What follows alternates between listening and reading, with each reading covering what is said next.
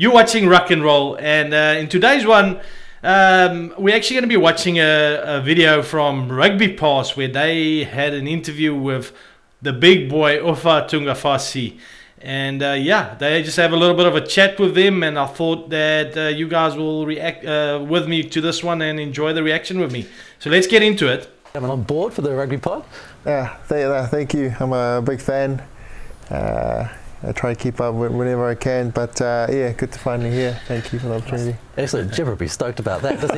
Does he force you to watch, or? No, it's actually good. Like, for me, listening to your guys' chat comes from, like, obviously rugby players. You know, and stuff that I see is, you know, it's close to what you guys are, you know, are saying and commentating. You know, you listen to other shows or media, and it's like far away from what, you know, a rugby player's opinion would be on. Yeah, shows like mine. Yeah, but I guess there's got to be all types of shows from my side. I think it's more just a rugby fan, generally, with my opinions from what I can see. But that is the thing with Rugby Pass. You have some awesome guys who used to play. So it comes from a perspective of an ex-player, so it is different. Yeah. Whatever they're talking about. Can we get that on a handle? Can we get that, please? And Aotearoa Rugby Pod, please? Yeah, stuff as well. Yeah. I love the show. You've been blooding in a roomie this week. Tamati Williams, what's that been like? Who was in the room first? I think I was. And Tamati walked in. He's a big man. I tell you, he doesn't look 140. Now you think when Offa says Tamati Williams is big, then you must. I think I look 140 more than he does. He's just a big man, real lean, good man as well. Still young. Obviously grew up in Australia. Big boy. Made the decision to come back home.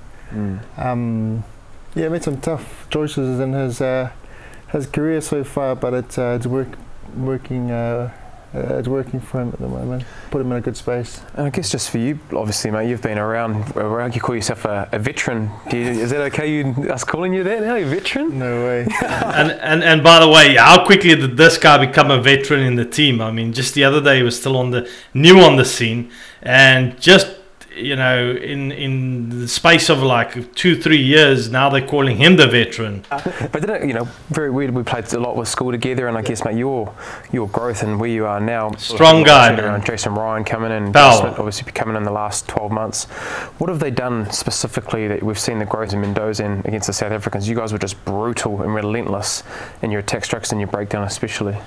Yeah, Jace has been a big part coming in, obviously, in our forward pack, coming in, lifting our standards, the details. He loved details, you know, getting that right, making sure the boys are, you know, getting our stuff done and do it well. I think obviously we're closer to the World Cup. Boys are putting their hands up, playing good footy. Being able to play both sides and the development of your loose head play. Yeah. By the way, let me just say there, I mean, again, there you can hear Offa talking about Jason Ryan. And, you know, a lot of people sometimes think, oh, the coaches don't have that much of an influence. Now, if you look at a guy like Jason Ryan, and he kind of like, I'm fearing to say this, but it is kind of the truth when I'm saying he single-handedly turned that team around, because the forwards had issues, man. They were just not aggressive enough, not you know, the aggressors up front and getting good ball for the All Blacks, and he single-handedly turned that around for the All Blacks, in my opinion. How hard have you worked, and what have you been putting into it to get to a level where you're becoming kind of ambidextrous? Is that what you call a proper player both sides?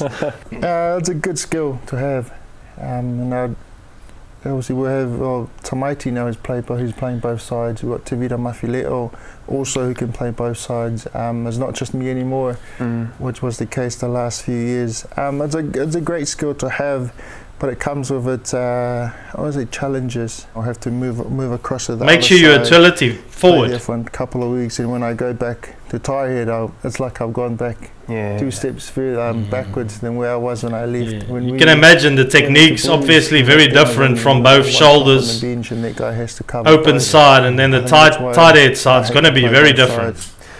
You've done it right, mate. You've done it right. You've been there for the All Blacks now for almost 8-9 years. I think you've done a good job. Wow. Back down in a scrum, like what are the principal differences between 8-9 years? You get to push. As simple as you get to push two people.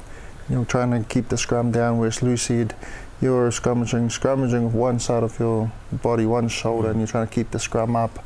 Tired's hard physically, pressure-wise. But loose head's harder technically because there's a lot of things you got to get right. Yeah. Can imagine, obviously, you got to put all your weight on your one shoulder to keep the scrum in.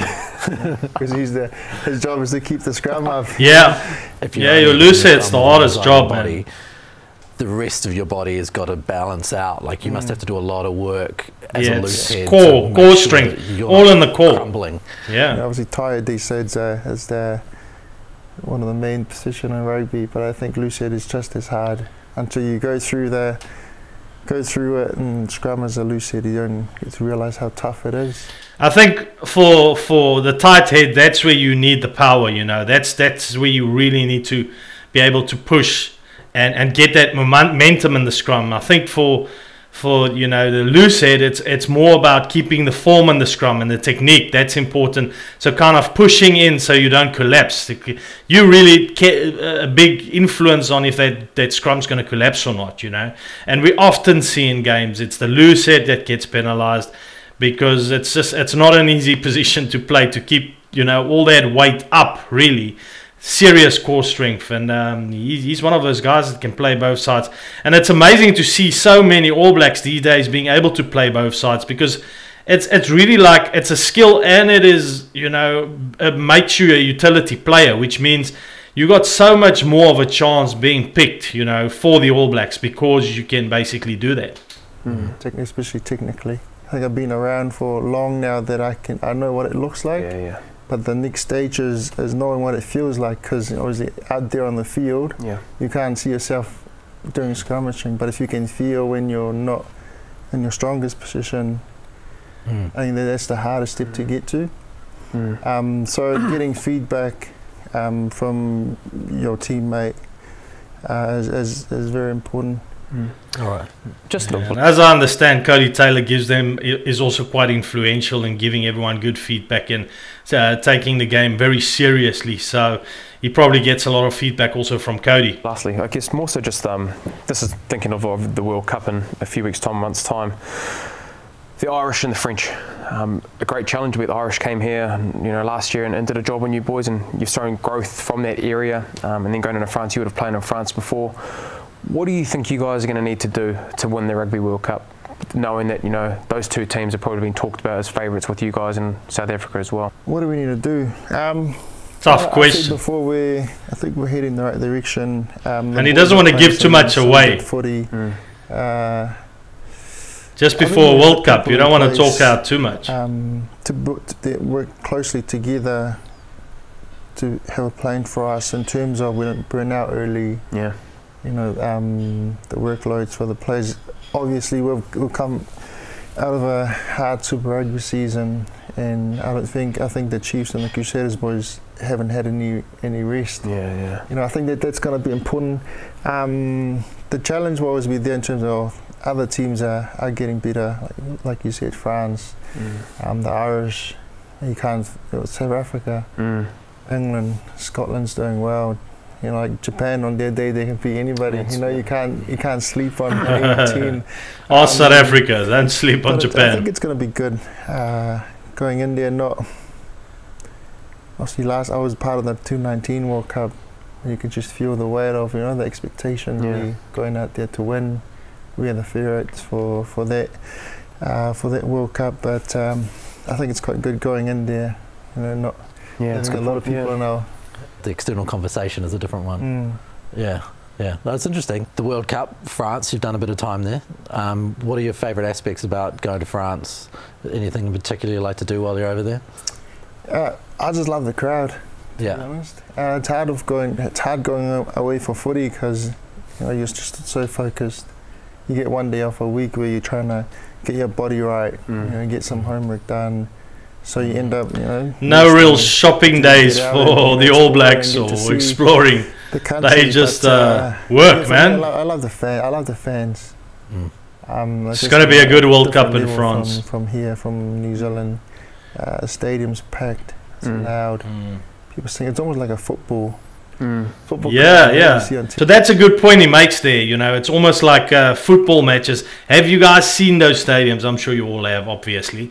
But I mean, how amazing are these stadiums in France? I mean, just those with the lights going off from all over, and it's like humongous stadiums, over hundreds of thousands of people, and it's just, you know, it's a different animal. It is definitely, you know, when you're going north, and especially places like France, I mean, the stadiums are huge and they get sold out all the time, which is the people there love their rugby, and I think all the countries have got to be fully aware that it's going to be a big task to beat, you know, France in France. The crowd will be. We have been some hostile. I can imagine Ellis Park is really hostile. But you're talking to a lot of the guys. The French are different. It's always loud. How do you guys prepare for that, and knowing you know if they get off to a really good start, you're not going to be able to hear yourself? So you guys obviously have plans in place to be able to try and nullify that noise. If you're on the sideline, scream harder to block out the noise. But if you're in there playing, that's for me. When just shout harder. Playing, like, hey!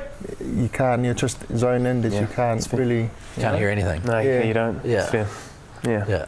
Maybe if they score a try, then you actually hear it. Well, obviously when the whistle goes, I think it's harder for the backs. Like not so they want to try and call a move, or maybe lineouts could be really hard. Running out there, your eyes is on the ball. You can't see. So that's a good point. Yeah. Eyes on the prize. Awesome. Well, hopefully the prize is a big one. You guys come back with the World Cup. Thank you very much for joining us. Thank you. Really appreciate it. Good, bro. Thanks, off. Hey guys, Alpha Tugafasi, and love the guy as well. I mean, so humble again. You just see, you know, no air to him, no ego, just having a great chat. And he looks like one of those guys you just want to sit next to. For us South Africans, a braai. For most Kiwis, it'll be a barbecue or maybe a hangi. Who knows? But it is definitely one of those cases where he looks like the type of guy that you can basically crack a beer or a brew with and just have a good time. He just looks like one of those guys. All the comments and everything I've been getting, and all the awesome comments from so many people saying, we love your channel, we like your opinions, all of it, it doesn't go unnoticed. I might not be able to always answer all of them. Sometimes I just give you a thumbs up. But I read them, trust me. I just don't always can respond and type out to each and every one of you. So thanks for that. And please, if you're watching, it seems like I'm always begging, but guys, trust me, there's like not even 10% of all my viewers are subscribed. And the only way you get them in is by asking at the end. So please hit that subscribe button if you're watching my videos, because that just keeps moving me up. It just gives me more viewers, and you guaranteed that you'll see my next videos come out. So thank you for that, and hit the little bell thing. Thanks anyway. I'll see you in the next one. Thanks. Bye.